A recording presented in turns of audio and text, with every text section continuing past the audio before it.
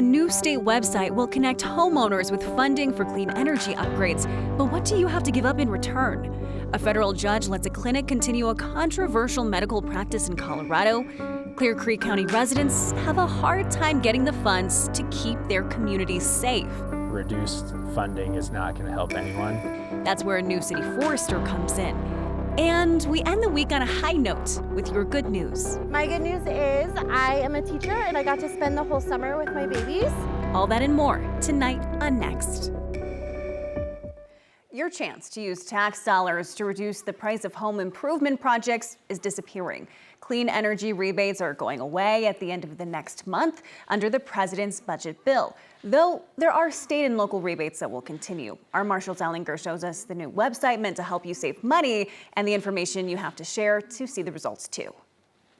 Electric lawn equipment, smart thermostats, heat pumps, all can be discounted with the use of tax dollars if you know all the programs you can benefit from, which are in the hundreds. Nobody should be expected to have to research 600. Just plug it in, make sure you get everything you are entitled to save you money, reduce your utility costs. That was Democratic Governor Jared Polis's pitch to use this new website that makes less work for those who want to do more work on their homes. I was looking at maybe smaller compact water heaters because I'm doing some work on a rental property I have. Elena Torres is looking at upgrading her rental, but did not know she could qualify for rebates depending on what she bought.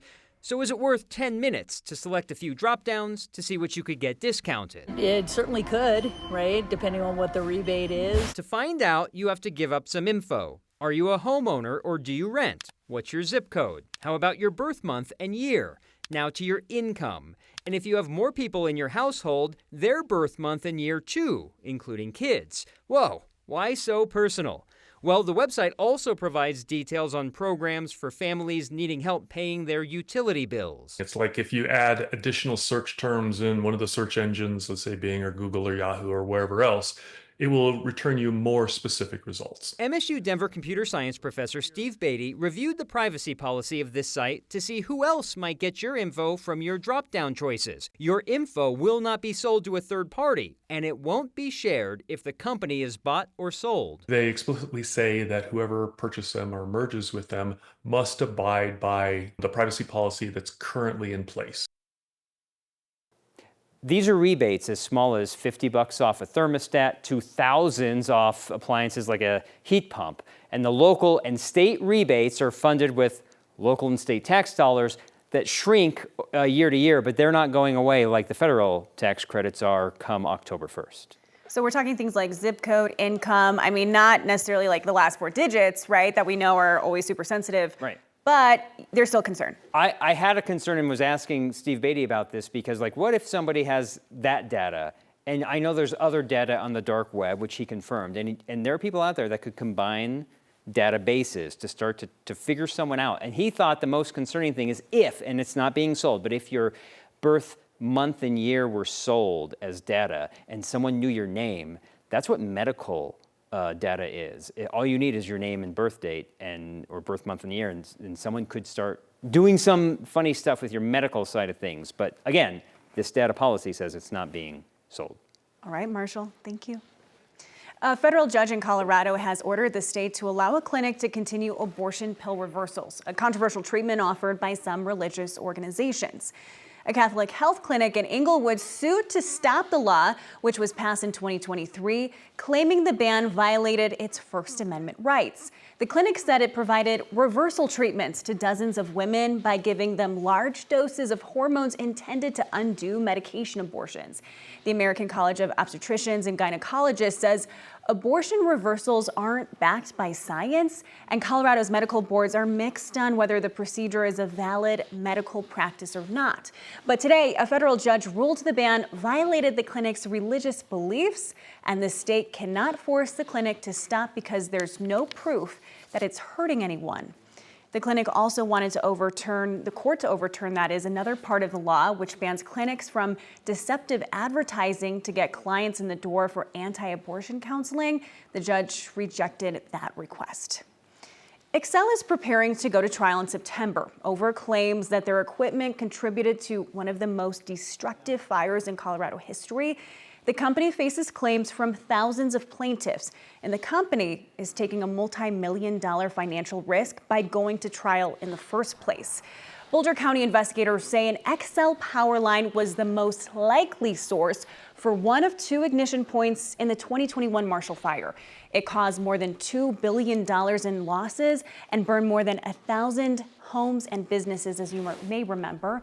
XL is slated to go to trial in September, where a judge will decide whether they can be held liable for claims by more than 4,000 plaintiffs. The court ordered mediation process to be ended this week, and while XL could still settle, the company's CEO told investors yesterday that they feel good about their odds going to trial. We're planning to go to trial. We're always open to settlement discussions, but we have to start with the idea that our equipment didn't cause that second ignition. We maintain that. If XL is found liable at trial, they estimate they could be forced to pay up to more than $500 million. So far, they say they've already spent about $100 million on legal costs. For the first time ever, Clear Creek County has its own dedicated forester, and he's wasting no time helping neighbors apply for grants to reduce the risk of wildfire in their own backyards. Our Evan Krugel and photojournalist Ann Harps shows us how this new role can help protect homes and drinking water for hundreds of thousands of people on the Front Range. Colorado is filled with beautiful places to work. This is my real office. But most people don't have an office like this. Not bad at all. Kelby Woodard clocks into the woods of Clear Creek County. Yeah, this is just a boundary. Where he's looking for areas that could fuel a wildfire. Yeah, it's obviously has not seen fire or disturbance in a long time. That's a problem because just up the hill from here sits the Mount Vernon neighborhood, where devastation has come close before. The fire, you could see the smoke coming right here. I mean, it felt like it was right here. Rod Vaughn chooses to face that danger because of the beauty that comes with living here. We've had moose, we had white-tailed deer, mule deer, black bear, cougar, bobcat. Okay, Rod, stop bragging. Yeah, yeah, exactly. Rod has been working to protect his home by pushing for more fire mitigation. So these trees will be thinned quite heavily. But Kelby says that plan will not be cheap. It's very manually labor intensive. The actual work itself goes around, $5,000 to $8,000 an acre.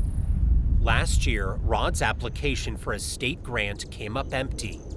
But that was before Kelby's job existed. And then the acreages are in white. The newly created Clear Creek Forest and Mitigation Manager job allows him to help others map areas and apply for grants. Yeah, okay. Because I think we flagged maybe this upper section. But and with Kelby in the mix, Rod is feeling optimistic. With his mapping capability and stuff, we'll put together a better package. Kelby is confident too. Yeah. But says cuts to federal funding could impact the future of his job, which is covered for the next 2 years through federal grants that have already been distributed. I think it's a little disheartening. As crucial as an issue wildfire is, reduced funding is not going to help anyone. The Mount Vernon proposal would cover about 30 to 40 acres in an area where a fire could impact much more than just Rod's community. There's a bigger concern here, a bigger picture, and that picture is the watershed that we are in. And if a wildfire affects this portion, a lot of post-fire, debris flows, ash, sediment will drain into Clear Creek, which is the main source for Golden, Arvada, Westminster's water. Kelby says mitigation work here won't stop a wildfire from starting, but it could prevent one from spreading. The idea is that fire wouldn't spread canopy to canopy. It would kind of move around on the ground, burn up some of the ground fuels, instead of having a high severity fire moving uphill towards all the homes in Mount Vernon. Together, they're hoping to protect what makes this area so special. Well, here's a deer here running, for instance. See that deer right there? Giving Rod I know. plenty to brag about for years to come. Yeah, I enjoy it. The state says it has about $7 million in grants to give out this year to private landowners. That application opens next week and closes in October. We want to say a quick thank you for all you've done this week to make sure kids in foster care are well equipped for a fresh start. Here's Kyle with an update on this week's Word of Thanks microgiving campaign. Thanks for being with Next While I'm Away, and thank you for what we're doing together this week to lift up the nonprofit Packs of Hope. They are an all-volunteer nonprofit based in the Denver metro area that puts together care packages for young people who are entering the foster care system in our state.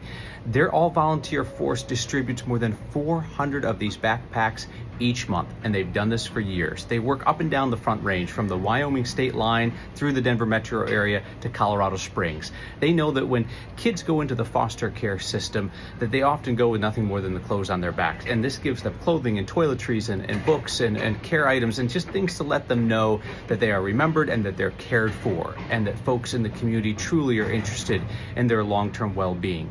To join me and a bunch of other Coloradans in giving, scan the QR code on your screen or text the word THANKS to 303-871-1491.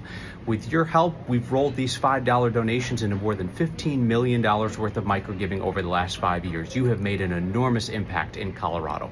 Thank you. The Corporation for Public Broadcasting is closing its doors. Small local stations say that could doom critical programs. The equipment we have is being held together basically with duct tape and glue. And we always try to end the week on a little positivity. We're back with our favorite Friday tradition next. The Corporation for Public Broadcasting says it will shut down by the end of the year after being defunded by the Trump administration.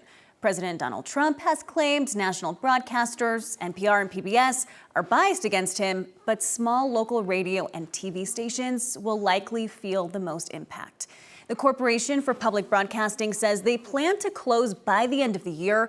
A Trump-backed budget bill passed by Congress last month cut off $1.1 billion in funding for public broadcasting. Federal funds make up a relatively small portion of NPR and PBS's national programming. CBP says they're focused on helping small local stations navigate a sudden funding loss, like KSUT Radio in Southwest Colorado. They were going to use federal funding to repair their towers. They say it's critical for emergency alerts in rural communities. Our equipment at all of our tower sites is at least 20 to 25 years old. It's aging equipment, it's breaking down constantly, and there's a reason we got this $537,000 grant, because we demonstrated how aging our equipment is at these critical tower sites, critical for emergency alerting to our very rural region in times, wildfires or floods or whatnot. CBP says the majority of their staff will be eliminated when funding runs out in September, with a full closure scheduled for January. Lawmakers on the Senate Agriculture Committee got the chance to grill the USDA this week about an unexpected announcement. The agency is shuttering some D.C. offices and sending hundreds of jobs to 5 new regional hubs across the U.S. Colorado Democrat Michael Bennett says he thinks the West stands to actually benefit. Last week, the USDA surprised everyone by announcing a plan to move at least 2,600 employees out of D.C. and into 5 new locations to, quote, be closer to customers. Fort Collins is one of the cities on that list. Colorado is also set to become a centralized location for Forest Service research stations. The USDA says their staff in D.C. is underutilized and redundant. But critics worry the reorganization is a ploy to cut jobs. This week, the Deputy Secretary of the USDA faced bipartisan grilling from senators who say the plan is too rushed and could disrupt services. But Colorado's Michael Bennett says he's on board with the plan. I wonder if you could describe a little bit what the intention is for that hub in Fort Collins. We're pleased to have that announcement for our state. In your state of Colorado, the Forest Service already has many employees spread between Fort Collins, Lakeland, and Denver. We want to build on that. It makes sense for more of the Forest Service to be located actually close to the forest it's in charge of managing. Bennett also asked the Deputy Secretary to take more input from local leaders. So far, the mayor of Fort Collins says she's been kept in the dark about these plans for the most part. And Corey, we were able to fend off some flash flooding risks this week and hopefully some good news in store for the weekend when it comes to the weather. Yeah, I think you're going to like it. We got quite a bit of sunshine coming our way for the next couple of days, and the heat won't quite be there until Monday. So really nice conditions for both weekend days. We're watching some storms tonight. Everything in the Denver metro area has kind of dissolved into mostly sprinkles, and that will likely stay the case over the next about hour and a half. But really, we're watching this area marked in yellow. This is a tornado watch. This goes until 10 o'clock tonight, and really the stuff I'm watching here is to the north, coming out of Cheyenne and this part of Wyoming. This could dip right down into Colorado and stay very strong. We had a tornado warning and a lot of ping pong ball size hail reported in Cheyenne not long ago. So that is what's the energies coming our way here in northeast Colorado. Tomorrow, the temperatures, like I said, kind of lingering right at about 90 degrees. So not too hot. We'll stay hot and dry out on the western slope, however. In the 7-day forecast here in Denver, there's your 2 weekend days. A few isolated showers tomorrow once again. Really, the heat doesn't come in until Monday, but it looks like it's going to be here to stay until Friday. I'm starting school soon and have a good time. And it's Friday. You know what that means. We want to hear your good news. And this time, we took our question to the Adams County Fair. That's next. It's fair to say this is our favorite question of the week. What's your good news? We found some answers at the Adams County Fair. Welcome to the cleanest, friendliest carnival in America. My good news today is that I'm at the Adams County Fair with my grandkids and my daughter. Bring Your Kids Day today. We have a lot of activities out for the kids to be able to enjoy. Right over here is the bounce house. My good news is I'm starting first grade in Fremont and I'm gonna have a good time for everything. My good news is I am a teacher and I got to spend the whole summer with my babies. I'm just at school. We hope you enjoy your day with us. My good news is that this morning at the library, all of the books that I had on hold became available. My mom's car got fixed too. My good news is that no matter what's going on around us in the bigger picture, life is still good. Be a good person, be a good human. It's my good news. My good news is that it's a beautiful day and we're having a free day with these kids outside with no screens at the Adams County Fair. I've finally been diagnosed with the correct syndrome and I'm finally able to live my life. I'm starting school soon and have a good time. It's hard not to be happy at the fair. We're back next with your feedback. Guys, we have feedback tonight. I'm so excited. We got this text saying, just want to make sure Next gets some feedback tonight. We miss Kyle. I know you guys miss Kyle, but everyone filling in has done an admirable job. I'm going to take the compliment, so I'll say thank you first. But secondly, guys, when Kyle's gone, you guys are so quiet. You aren't very chatty. I know Kyle. You guys love him. He's got some big shoes to fill. But don't be quiet when he's gone. We love to fill in for you guys, and we love to hear your thoughts about all of our stories, whether we're on the desk or whether we're reporting. So thanks so much for watching tonight. See you guys again soon.